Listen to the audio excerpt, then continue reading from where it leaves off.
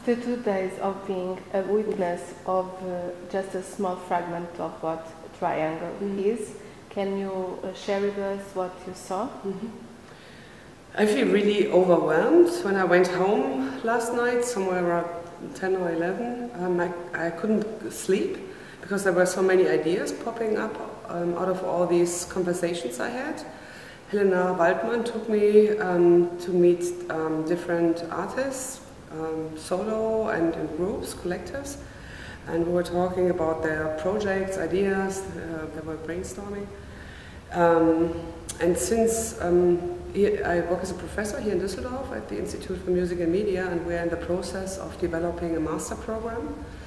And last night I thought, this is like a role model. So all these different disciplines coming together for 2 weeks, totally different approaches. Some come from theory, others are actors, dancers, video artists, programmers, composers. And it's very open-minded, it's very energetic, there's a lot of energy here. At the same time, there's a lot of political discussion going on. There's constantly like a meta level that is like swaying with all these projects, always considering whether they want to show this to the public or not. So it's the workshops that are going on, and also on a personal level, it's interesting to see Europe. I mean, you have always this theoretical idea of Europe, but then you have all these nations. Nobody speaks, there's one native speaker, but nobody really speaks perfect English. Everybody has a different approach to the language. It's just amazing, really.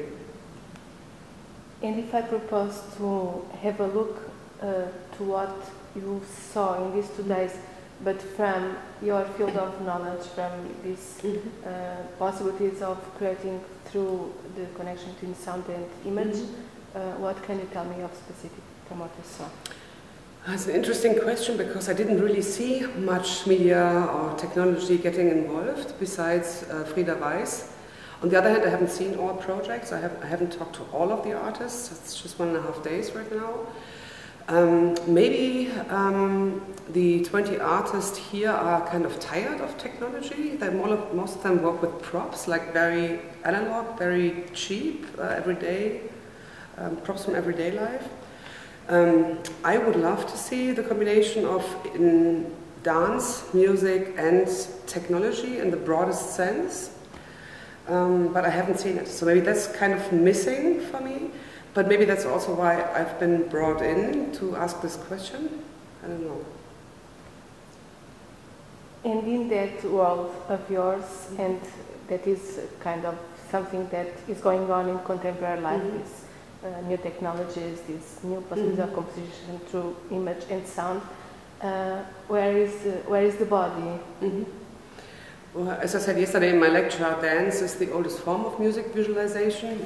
I don't have a background in dance or dance theater or experimental dance, whatever dance, but I'm very interested. I'm very glad that Düsseldorf sees the importance and gives the money for an institution like the Tanzhaus.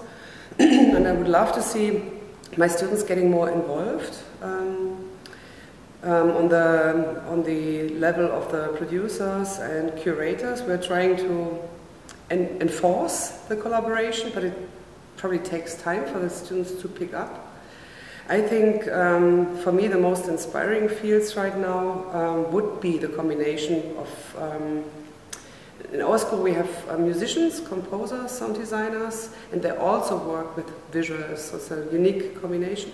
And if they would start the dialogue with the dancers, choreographers,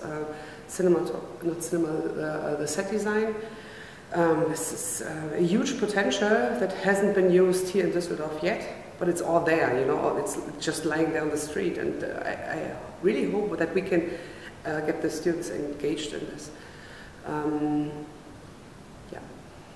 For you, it's an opposition or a contradiction to think of a world of technology and a world of nature and body? Well, I've never thought of it as a paradox or opposition. So nature and technology, for me, is not something that is opposed to each other. Technology has been developed by humans. Humans are part of nature, so it's part of the system, and I think it's always the context and the content, the idea, the artist, and I also consider programmers artists. That's what is interesting for me. So it's the research, the context, the concept, the content. No, I don't see this opposition.